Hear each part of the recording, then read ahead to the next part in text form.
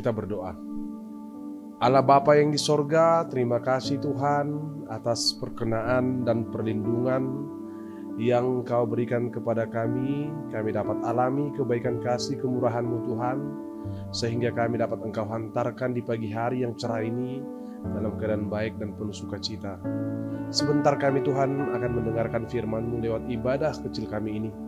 Biarlah Engkau Tuhan menyertai, memelihara hati dan pikiran kami, agar kami dapat mengerti pesan firman dan kehendak-Mu yang akan kami hidupi dan percaya dan lakukan dalam hidup kami dan aktivitas kami yang akan kami lakukan. Ini doa kami Tuhan, kami serahkan semua ke dalam tangan penyertaan dan kasih-Mu. Hanya di dalam nama Yesus Kristus Tuhan dan Juru Selamat kami berdoa. Amin. Shalom Bapak Ibu Saudara yang terkasih. Firman Tuhan yang akan menyapa kita pada hari ini yaitu diambil dari kitab 1 Yohanes pasal yang ketiga ayat yang ke-23. Saya akan baca dan beginilah firman Tuhan. Dan inilah perintahnya itu, supaya kita percaya akan nama Yesus Kristus, Anaknya, dan supaya kita saling mengasihi sesuai dengan perintah yang diberikan Kristus kepada kita. Demikian firman Tuhan.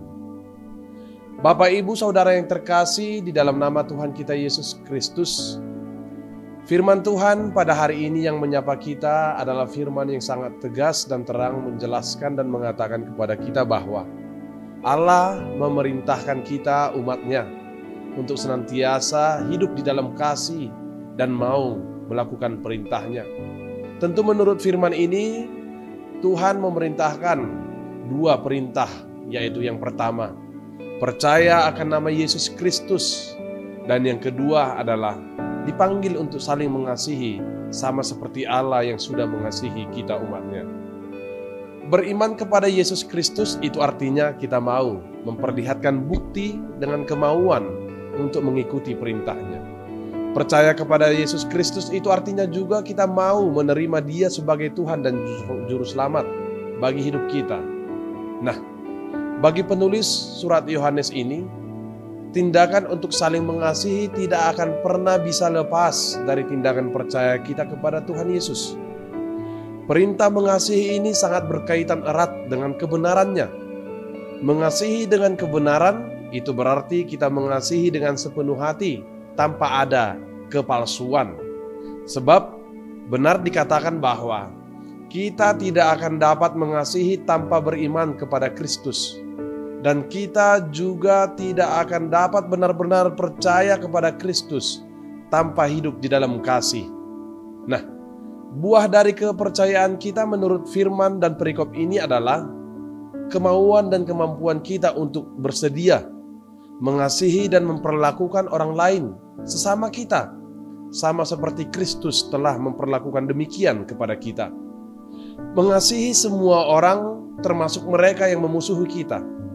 Dan standar mengasihi menurut ukuran dunia mungkin seperti halnya dalam kenyataannya sehari-hari, di mana kita diminta untuk mengasihi orang yang mungkin yang sudah lebih dahulu mengasihi kita. Tetapi berbeda halnya dengan standar kasih Allah, di mana Alkitab mengajarkan kita bahwa kita dituntut untuk mengasihi orang atau sesama kita, walaupun mereka tidak mengasihi kita.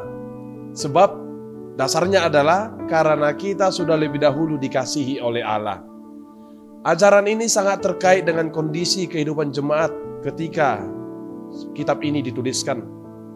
Kehidupan Kristen perdana atau mula-mula dalam perikop ini ditemukan adanya indikasi atau jemaat yang telah keliru memahami bahwa Yesus Kristus kelihatannya hanya seperti manusia biasa dalam konsep dan pikiran mereka menurut pada umumnya pada saat itu.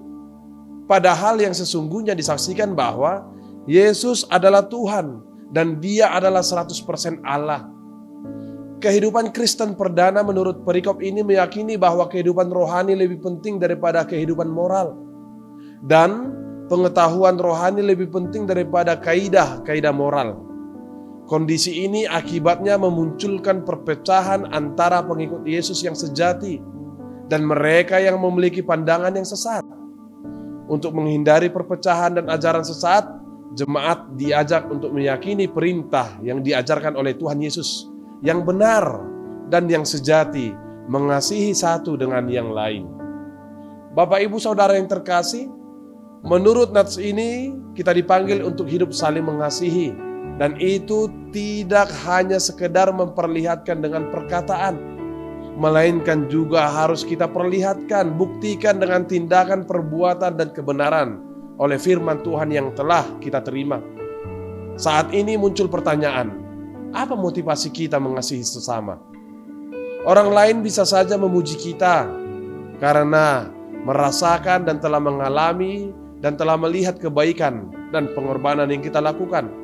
Namun, apakah mereka mengetahui motivasi di balik tindakan kita itu? Dan mengapa kita harus saling mengasihi? Tentu jawabnya adalah sebab kasih berasal dari Allah, dan Allah adalah kasih itu sendiri. Orang yang mempunyai kasih, semuanya pasti berangkat, didorong, dan lahir dari Allah. Dan mereka yang tidak mempunyai kasih sudah tentu tidak mengenal Allah, sebab Allah pada hakikatnya adalah kasih yang sejati dan kasih yang sempurna. Amin.